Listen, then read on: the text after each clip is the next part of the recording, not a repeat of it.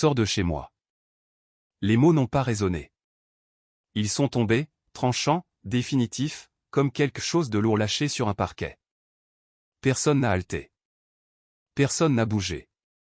C'était comme si la pièce entière avait attendu que cette phrase exacte soit prononcée à voix haute. Je tenais toujours le papier. Résultat de test ADN, lisait-on en haut, dans une typographie clinique et impersonnelle. En dessous, des chiffres, des marqueurs, des probabilités, puis la ligne qui avait bouleversé mon monde. Probabilité de paternité, 0%. L'enfant n'est pas de moi, avait dit mon mari quelques secondes plus tôt, d'une voix plate, presque répétée. Je me souviens l'avoir regardé, cherchant sur son visage la moindre trace de colère, de confusion, de doute. Mais je n'y ai trouvé que de la distance, une sorte de repli silencieux qui faisait plus mal que n'importe quel cri. Et puis sa mère s'est avancée. Elle n'a pas hésité. Elle n'a pas adouci son ton. Elle m'a pointé du doigt, le geste ferme, le regard plus froid que je ne l'avais jamais vu. Sors de chez moi. C'est à ce moment-là que tout s'est brisé. À peine 3 heures plus tôt, j'étais dans ma cuisine en train de rincer des fraises pour mon fils. Léo était assis dans sa chaise haute, balançant ses petites jambes, fredonnant d'une voix fausse comme le font les jeunes enfants quand ils sont parfaitement heureux. Il avait du yaourt étalé sur la joue, et quand je l'ai essuyé, il a ri aux éclats comme si je venais de raconter la blague la plus drôle du monde. Mon téléphone a sonné. C'était mon mari. Coucou, ai-je dit, coinçant le téléphone entre mon épaule et mon oreille tout en attrapant un torchon propre. Tu appelles tôt. Ouais, a-t-il répondu. Sa voix était bizarre. Ni froide, ni chaleureuse, juste tendue. Tu peux rentrer plus tôt ce soir? J'ai légèrement froncé les sourcils. Je suis à la maison. Je veux dire chez ma mère. Elle organise un dîner de famille. Elle veut que tout le monde soit là pour 18 heures. J'ai jeté un coup d'œil à l'horloge. Il était à peine 15 heures. Ce soir, ai-je demandé. C'est un peu soudain.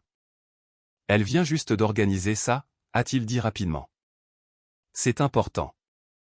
Il y a eu une pause, courte, mais perceptible. D'accord, ai-je dit lentement. Tout va bien? Ouais. Il a répondu un peu trop vite. Viens, c'est tout. D'accord. Et puis il a raccroché. Je suis resté là un instant, le silence dans la cuisine soudainement plus lourd qu'il n'aurait dû l'être. Léo babillait, tendant la main vers une autre fraise, totalement inconscient que quelque chose venait de basculer. Je me suis dit de ne pas trop y penser. Ma belle-mère, Catherine, était connue pour ses plans de dernière minute, ses dîners de famille, ses rassemblements pour les fêtes, même les anniversaires. Elle aimait avoir le contrôle, aimait être au centre de tout. Ce n'était pas inhabituel. Pourtant, quelque chose dans sa voix m'est resté en tête. Vers 17h45, j'avais habillé Léo avec sa petite chemise bleue, celle avec les minuscules boutons qui le faisaient toujours paraître plus grand qu'il ne l'était vraiment. J'ai enfilé une simple robe blanche à fleurs, brossé mes cheveux, gardé un maquillage léger, normal. Tout semblait normal. Le trajet en voiture s'est fait dans le silence. Le soleil commençait à se coucher, baignant le quartier de cette douce lumière dorée. La maison de Catherine est apparue, grande, bien entretenue, toujours immaculée. Mais dès que je me suis garé dans l'allée, j'ai remarqué quelque chose d'étrange. Toutes les voitures étaient déjà là. Celle de mon mari, celle de sa sœur, le SUV de son oncle, et même la vieille berline cabossée de son cousin Julien, qu'il ne sortait que pour les grands événements familiaux. Mon estomac s'est noué. Ça fait beaucoup de monde, ai-je murmuré en détachant Léo. Il a tapé dans ses mains, ravi par ce changement de décor, sans se douter de rien. Je l'ai porté sur le chemin, l'ajustant sur ma hanche alors que j'atteignais la porte d'entrée. Avant que je puisse frapper, elle s'est ouverte. Catherine se tenait là. Elle n'a pas souri. Entre, a-t-elle dit en s'écartant. Pas de câlin, pas de salutation du genre « Ah, tu es là ». Juste « Entre ». L'air à l'intérieur semblait différent, plus pesant. Je suis entré dans le salon et je me suis arrêté. Tout le monde était déjà assis, non pas à la table de la salle à manger, mais dans le salon. Les chaises étaient disposées en un vague demi-cercle. Les conversations se sont tues à la seconde où je suis entré. Les regards se sont tournés vers moi un par un, comme si je venais de monter sur une scène dont j'ignorais l'existence. Personne ne souriait. Léo a bougé dans mes bras, sentant la tension, sa petite main agrippant le tissu de ma robe. « Salut », ai-je dit, d'une voix plus faible que je ne l'aurais voulu. Personne n'a répondu. Mon mari se tenait près de la fenêtre. Il ne s'est pas approché pour m'accueillir. Il n'a pas tendu les bras vers Léo. Il n'a même pas bougé. Il s'est simplement avancé lentement, tenant quelque chose à la main. Une enveloppe. « Assieds-toi », a dit Catherine derrière moi. Je ne l'ai pas fait. « Qu'est-ce que c'est » ai-je demandé, les yeux fixés sur mon mari. Il s'est arrêté à quelques mètres, assez près pour que je puisse voir la tension dans sa mâchoire. Il m'a tendu l'enveloppe sans un mot. Mes doigts semblaient maladroits alors que je l'ouvrais. Le papier à l'intérieur était net, d'apparence officielle. J'ai lu l'en-tête. Résultat de test ADN. Une sensation étrange et creuse s'est répandue dans ma poitrine. Et puis j'ai vu la ligne. Celle qui a tout changé. Quand j'ai levé les yeux, mon mari a finalement parlé. L'enfant n'est pas de moi. Et d'un coup, la pièce s'est transformée en tribunal. Et j'étais déjà coupable. Pendant un instant, je n'ai rien pu entendre. La pièce était toujours pleine, pleine de monde, pleine de regards, mais c'était comme si quelqu'un m'avait enfermé sous verre. Les battements de mon cœur résonnaient dans mes oreilles, forts et irréguliers, noyant tout ce qui allait suivre. L'enfant n'est pas de moi. J'ai baissé les yeux vers Léo. Il avait enfoui son visage contre mon épaule, ses doigts agrippant le tissu de ma robe comme s'il pouvait sentir le changement dans l'atmosphère. Il ne comprenait pas les mots comme « ADN » ou « paternité », mais il comprenait la tension. Les enfants la comprennent toujours. « Ce n'est pas vrai », ai-je dit, d'une voix plus basse que prévu. « C'est impossible. » Personne n'a répondu. Pas immédiatement. Et d'une certaine manière, ce silence était pire que des cris. Catherine s'est avancée la première, comme si elle avait attendu son signal. C'est écrit noir sur blanc, a-t-elle dit, le ton contrôlé, mais teinté de quelque chose de tranchant. Scientifique. Vérifié. Vérifié par qui, ai-je demandé, ma prise se resserrant sur le papier. D'où ça sort, ça? Mon mari a fini par reprendre la parole. Je l'ai commandé, a-t-il dit. Il y a quelques semaines. Ces mots m'ont frappé plus durement que tout ce que Catherine avait pu dire. Il y a quelques semaines, ai-je répété, le fixant. Tu as fait ça dans mon dos. J'avais besoin d'en avoir le cœur net, a-t-il répondu. Le cœur net de quoi? Ma voix s'est brisée, l'incompréhension remontant à la surface. Que je t'avais trompé? Un murmure a parcouru la pièce. Sa sœur, Sophie, s'est agitée sur son siège, les bras fermement croisés. Eh bien, ce n'est pas comme si ces choses-là arrivaient par hasard, a-t-elle murmuré, mais assez fort pour que tout le monde l'entende. Je me suis tourné vers elle. Pardon? Elle a haussé les épaules, fuyant mon regard. Je dis juste que les tests ne mentent pas. Ce n'est pas toujours vrai, ai-je rétorqué. Il peut y avoir des erreurs, des confusions. Oh, ça va bien, a interrompu son oncle, se penchant en avant avec un lourd soupir. Tu t'attends à ce qu'on croie qu'il s'agit d'une erreur de laboratoire? Oui, ai-je dit plus fort maintenant, parce que je connais la vérité. Et quelle est-elle? A demandé Catherine, sa voix fendant l'air de la pièce. J'ai croisé son regard. Je n'ai jamais été infidèle à votre fils. C'était là, clair, direct, la vérité aussi solide que je pouvais la formuler. Mais au lieu d'un soulagement ou de la compréhension, j'ai vu autre chose se dessiner sur leur visage. Du scepticisme, du doute, voire de la déception, comme si ma réponse ne suffisait pas. Comme s'il avait déjà été décidé qu'elle ne suffirait jamais. Catherine a relâché un lent soupir, secouant légèrement la tête. J'ai élevé mon fils pour qu'il soit bien des choses, a-t-elle déclaré. Mais un imbécile n'en fait pas partie. Ma poitrine s'est serrée. Alors c'est ça, ai-je demandé. Vous avez tous pris votre décision sur la base d'un seul bout de papier? Ce n'est pas juste un papier, a cinglé Sophie. Ce sont des preuves. Des preuves de quoi, ai-je exigé. D'un résultat que vous ne comprenez même pas. Mon mari m'a finalement regardé, vraiment regardé. Et pendant une fraction de seconde, j'ai cru voir quelque chose vaciller dans ses yeux, du doute, un conflit interne, mais cela a disparu tout aussi vite.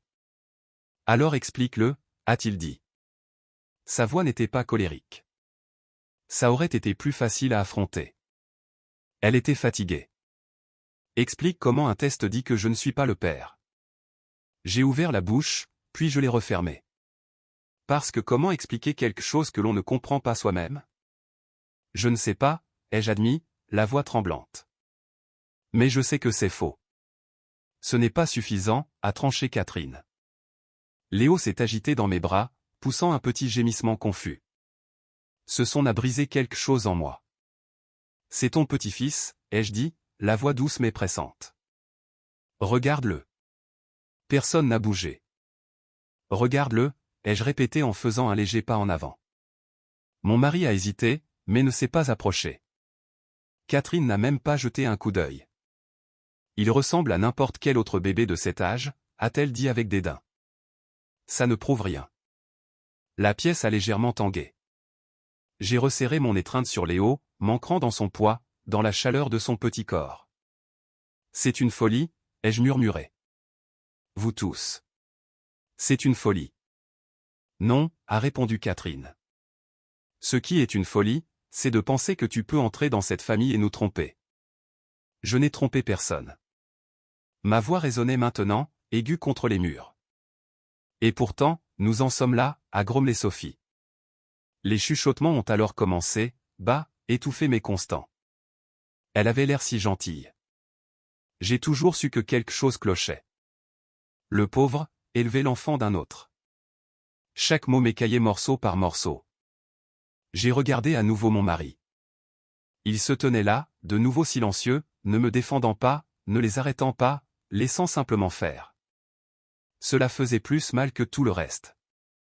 Tu les crois, ai-je demandé, ma voix dépassant à peine le murmure. Tu crois vraiment que je pourrais te faire ça? Il n'a pas répondu tout de suite. Et dans cette pause, j'ai eu ma réponse. Je ne sais pas quoi croire, a-t-il fini par dire. Quelque chose en moi est devenu très, très calme. Ni colère, ni panique, juste de la clarté. Car à cet instant, j'ai réalisé une chose que je ne voulais pas admettre. Peu importait ce que je disais. J'avais déjà été jugé. Le verdict avait été rendu avant même que je ne franchisse cette porte. Catherine s'est de nouveau avancée, sa patience ayant clairement disparu. Ça a assez duré, a-t-elle décrété. Tu as suffisamment embarrassé cette famille pour une seule soirée. Je me suis redressé lentement, réajustant Léo sur ma hanche.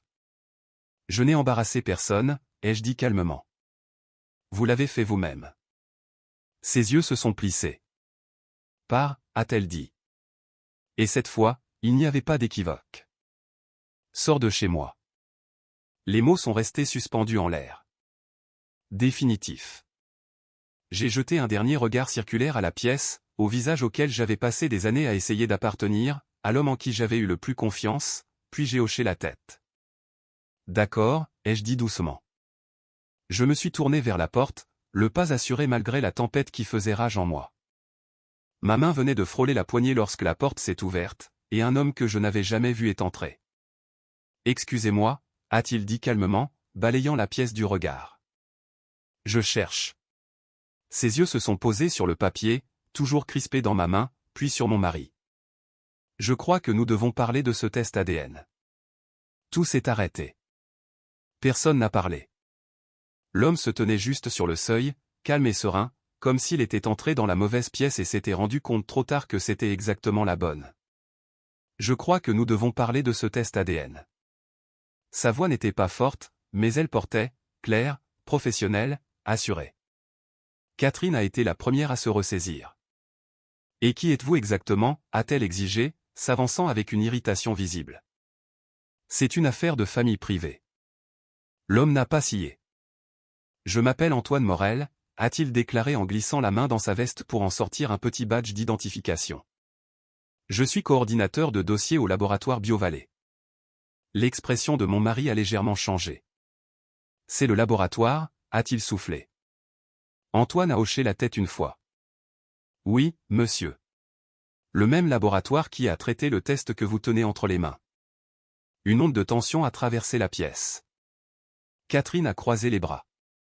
Nous avons déjà reçu les résultats, a-t-elle lancé sèchement. Il n'y a plus rien à discuter.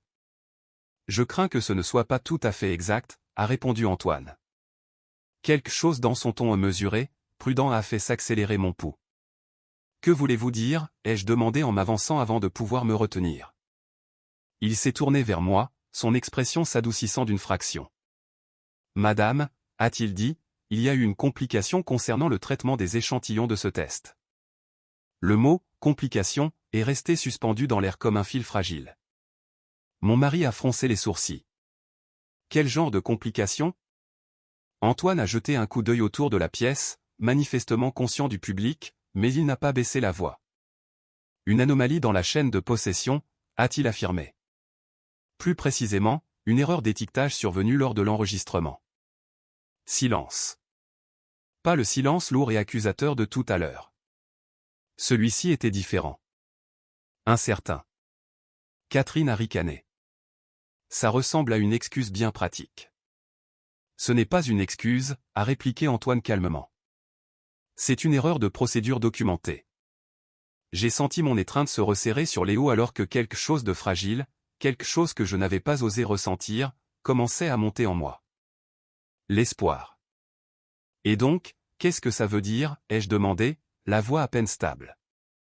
Cela signifie, a dit Antoine, en regardant directement mon mari à présent, que l'échantillon qui vous a été attribué n'était peut-être pas le vôtre. L'atmosphère de la pièce a basculé. Sophie s'est redressée sur sa chaise. C'est ridicule, a-t-elle lancé. Ces laboratoires ont des protocoles. En effet, a convenu Antoine. Et lorsque ces protocoles sont violés, nous sommes tenus d'enquêter et d'informer toutes les parties concernées. Alors pourquoi n'en entendons-nous parler que maintenant, a demandé mon mari, la voix plus tendue qu'auparavant. Parce que l'anomalie a été signalée lors d'un audit interne, a expliqué Antoine, qui s'est achevé plus tôt dans la journée. Il a fouillé dans son dossier et en a sorti une autre liasse de papier. Je suis venu dès que j'ai pu. Catherine a secoué la tête, les lèvres pincées en une ligne fine. Ça ne change rien, a-t-elle insisté. Le résultat que nous avons est clair. Il est aussi peu fiable, a rétorqué Antoine, sans élever la voix, mais sans reculer non plus. Ça a fait mouche. On pouvait le sentir. La certitude qui remplissait la pièce quelques minutes auparavant commençait à se fissurer. Mais même s'il y a eu une confusion, s'est empressé de dire Sophie, s'accrochant à son argument, cela ne veut pas automatiquement dire. Cela veut dire que le résultat ne peut être considéré comme valide, l'a interrompu Antoine, toujours imperturbable, ni légalement, ni médicalement. Mon mari a passé une main dans ses cheveux, faisant les 100 pas comme s'il essayait de rattraper quelque chose qu'il avait déjà devancé. Alors, qu'est-ce qui se passe maintenant, a-t-il demandé. Antoine a brandi le second document. Nous avons procédé à un nouveau test en urgence, a-t-il déclaré, en utilisant des échantillons vérifiés et des procédures d'étiquetage corrigées. J'ai retenu mon souffle. Tout en moi s'est figé à nouveau, mais cette fois ce n'était pas du vide. C'était de l'anticipation. Et, ai-je murmuré. Antoine m'a regardé, puis mon mari, et il a finalement parlé.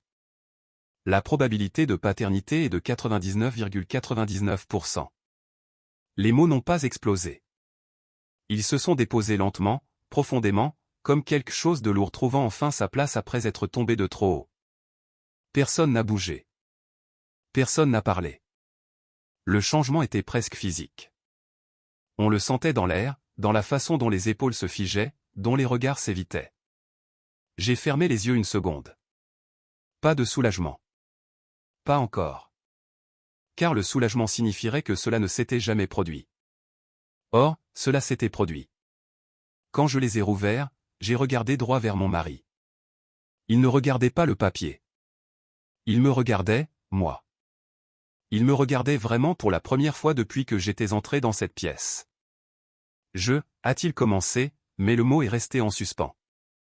Catherine s'est à nouveau avancée, la voix plus tranchante maintenant, mais moins assurée. Il doit y avoir une autre explication, a-t-elle dit. Vous dites que le premier test était faux, et que celui-ci est vrai. Comme ça, d'un coup. Je dis, a répondu Antoine, que le second test a suivi un protocole vérifié de bout en bout. La chaîne de possession est intacte, les échantillons ont été recoupés et les résultats sont concluants. Sophie a bougé, mal à l'aise. Mais le premier n'aurait pas dû être communiqué dans l'état où il était, a affirmé Antoine fermement. Et pour cela, le laboratoire assume l'entière responsabilité. Ces mots étaient précis, professionnels, mais ils portaient assez de poids pour faire pencher la balance. Catherine a ouvert la bouche, puis l'a refermée. Pour la première fois depuis que je la connaissais, elle n'avait pas de réplique immédiate. La pièce, qui avait été si prompte à juger, n'avait plus rien à dire. J'ai réajusté doucement Léo dans mes bras. Il s'était détendu, sa respiration paisible, ignorant que toute son identité venait d'être remise en question puis restaurée en l'espace de quelques minutes. J'ai pincé les lèvres pour me stabiliser. « C'est mon fils », ai-je dit calmement. Personne n'a contredit. Personne n'a chuchoté. Et pourtant, le silence n'avait pas le goût de la victoire. Il avait le goût des lendemains de crise, car la vérité n'était pas seulement entrée dans la pièce. Elle avait exposé tout ce qui s'y cachait depuis le début. Personne n'a applaudi la vérité. Elle n'est pas venue avec un soulagement ni même avec des excuses immédiates. Elle est restée là, lourde, indéniable, comme un miroir dans lequel personne ne voulait se regarder. Antoine Morel a rassemblé ces documents avec une efficacité silencieuse. « Je laisse des copies du rapport corrigé », a-t-il dit en les posant sur la table basse. « Si vous avez d'autres questions, le laboratoire coopérera pleinement. » Mon mari a hoché la tête, l'air distrait. « Merci d'être venu. » Antoine a fait un petit signe de tête respectueux, davantage adressé à moi qu'à quiconque, puis s'est retourné et est sorti. La porte a cliqué derrière lui.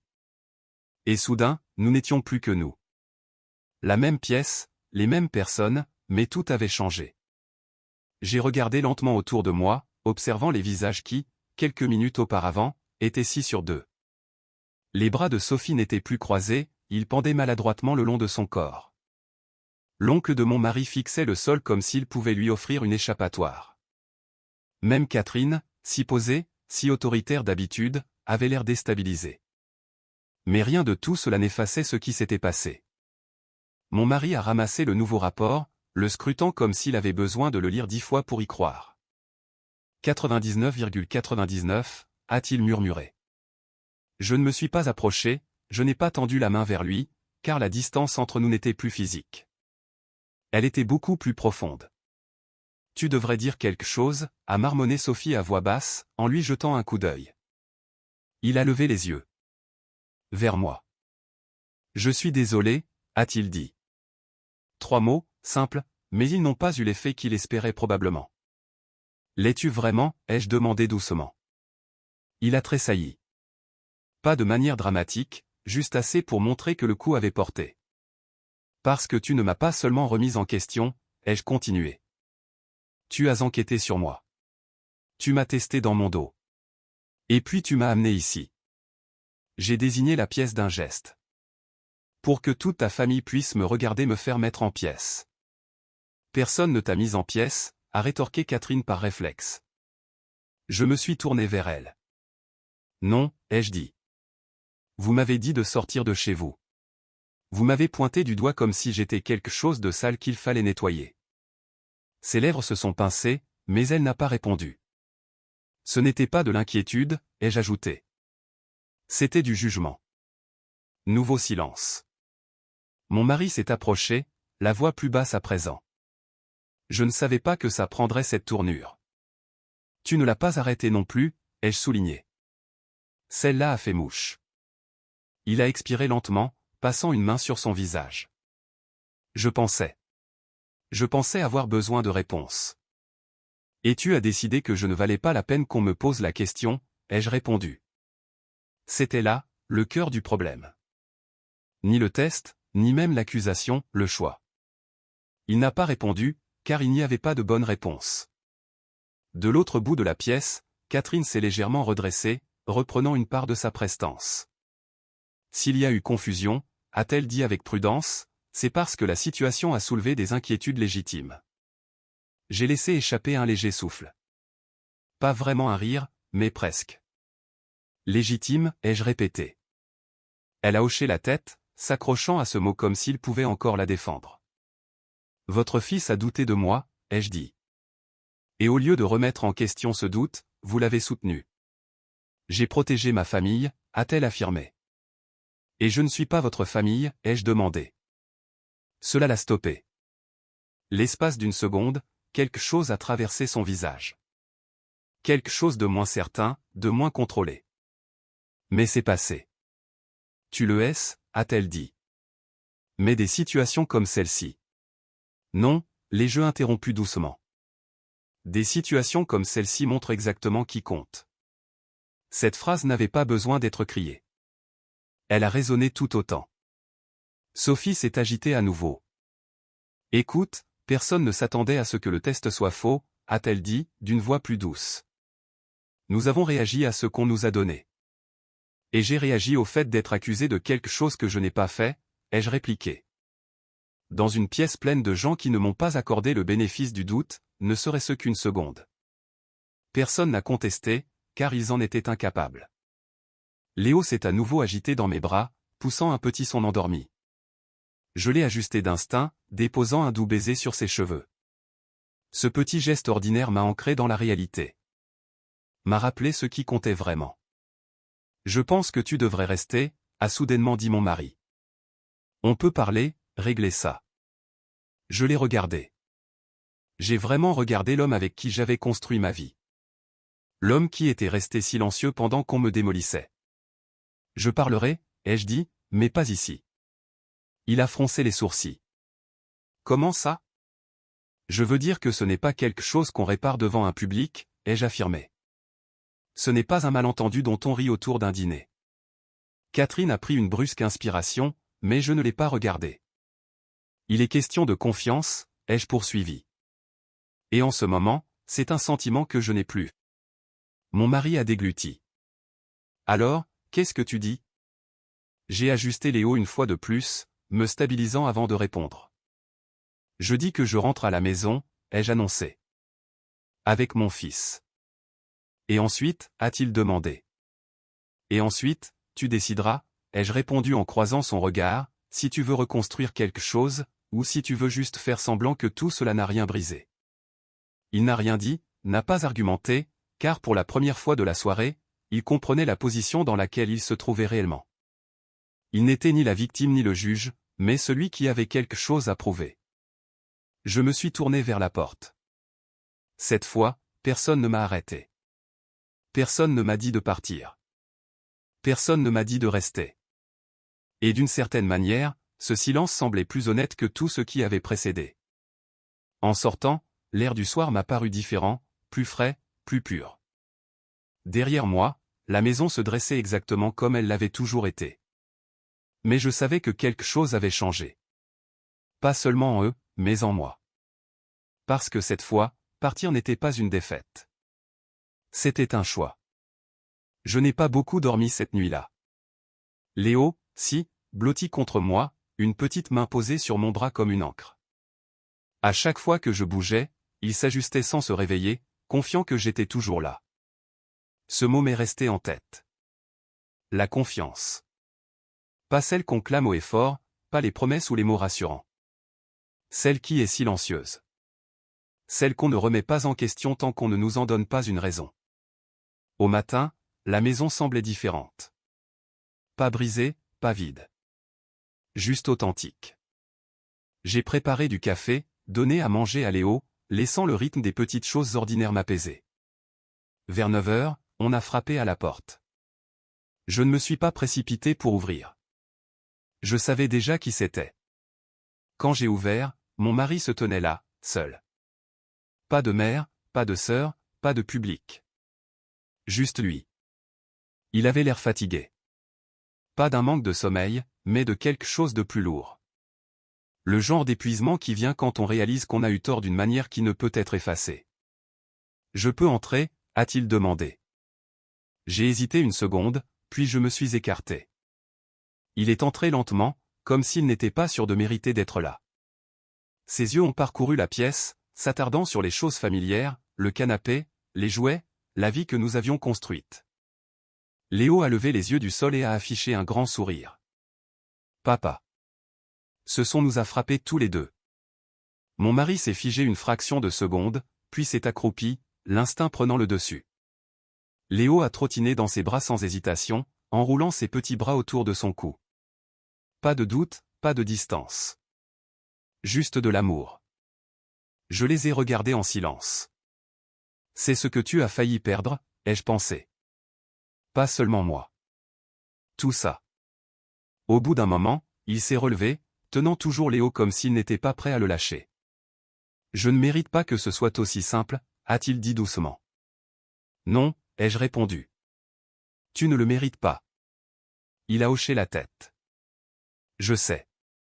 Je sais que dire je suis désolé ne suffit pas, a-t-il continué. Mais je le suis. Pas seulement pour le test, pour tout ce qui a suivi. Je m'étais adossé au comptoir, les bras vaguement croisés, pas fermés, mais pas ouvertes non plus. Tu ne m'as pas fait confiance, ai-je dit. J'ai douté de toi, a-t-il corrigé doucement. Et au lieu de venir t'en parler, j'ai cherché des preuves pour justifier ce doute. C'est pire, ai-je rétorqué. Je sais.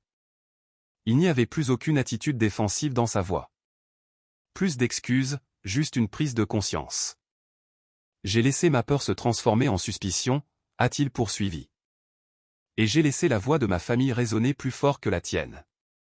Cette partie comptait, parce qu'elle était vraie. Je suis resté planté là, a-t-il ajouté, la voix se serrant légèrement, et je les ai regardés te traiter comme si tu n'étais pas à ta place. Et je ne l'ai pas arrêté. Non, ai-je dit doucement. Tu ne l'as pas fait. Léo s'est agité dans ses bras, jouant avec le col de sa chemise, totalement inconscient de la gravité du moment. Mon mari a baissé les yeux vers lui. Je ne veux pas être cet homme, a-t-il murmuré, celui qui choisit le doute plutôt que la personne en qui il a promis d'avoir confiance. Je l'ai observé attentivement, car les excuses sont faciles quand la vérité a déjà été prouvée. Ce qui compte, c'est ce qui vient après. Ta mère, ai-je dit après un moment. Il a lentement expiré. Elle avait tort. Ce n'est pas quelque chose qu'elle dit facilement. Je sais. Et pourtant, elle l'a dit ce matin, a-t-il ajouté. Pas bien, pas parfaitement, mais elle sait qu'elle a franchi la ligne. J'ai réfléchi à ça. Que Catherine s'excuse, même imparfaitement, signifiait quelque chose. Pas tout, mais quelque chose. Et toi, ai-je demandé. Il a soutenu mon regard. Je ne te demande pas d'oublier, a-t-il dit. Je te demande la chance de reconstruire. C'était là. Pas une exigence, pas une attente, une requête. J'ai regardé Léo à nouveau, la façon naturelle dont il se blottissait contre son père, le lien inconditionnel qui les unissait, et j'ai réfléchi au genre de foyer dans lequel je voulais qu'ils grandissent. Un foyer bâti sur le silence et le ressentiment, ou un foyer où les erreurs sont reconnues et réparées. Je ne vais pas faire semblant que ce n'est pas arrivé, ai-je finalement déclaré. Je ne te le demanderai pas. Et je ne vais pas te faire confiance de la même manière tout de suite. Il a hoché la tête. Je comprends. Mais je vais te donner la chance de la regagner. Quelque chose dans son expression a changé. Pas tout à fait du soulagement, mais presque. Merci, a-t-il dit. Ce n'est pas un pardon, ai-je ajouté doucement. C'est un commencement. C'est suffisant, a-t-il répondu.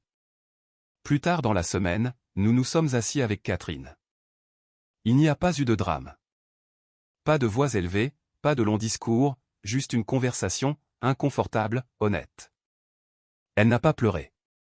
Elle ne s'est pas complètement adoucie. Mais elle m'a regardé et a dit, j'ai eu tort de juger avant de comprendre. Et pour elle, c'était énorme. Ça n'a pas effacé l'événement. Mais ça l'a reconnu. Et parfois, c'est là que commence la guérison. Les semaines ont passé. Puis les mois. La confiance n'est pas revenue d'un coup. Elle est revenue par petites touches. Dans des conversations qui n'ont pas été évitées, dans des questions qui ont été posées plutôt que supposées. Dans le choix quotidien et silencieux de se croire à nouveau, encore et encore. Et un soir, assise à cette même table qui m'avait jadis semblé être un tribunal, j'ai réalisé quelque chose. La famille, ce n'est pas seulement ceux qui restent à vos côtés quand tout est facile. C'est ceux qui apprennent à rester à vos côtés quand ils ont eu tort. Si vous avez déjà été incompris, jugé trop vite, ou blessé par les personnes censées vous protéger, sachez ceci. La vérité trouve toujours le moyen de refaire surface. Mais la confiance est une chose que l'on construit prudemment, patiemment, et jamais aveuglément. Si cette histoire a résonné en vous, prenez un instant pour penser aux personnes de votre vie et à la confiance que vous partagez avec elles. Et si vous croyez aux histoires qui nous rappellent ce qui compte vraiment, n'hésitez pas à partager celles-ci ou à rester avec nous pour en découvrir d'autres. Parfois, les leçons les plus silencieuses sont celles qui restent le plus longtemps.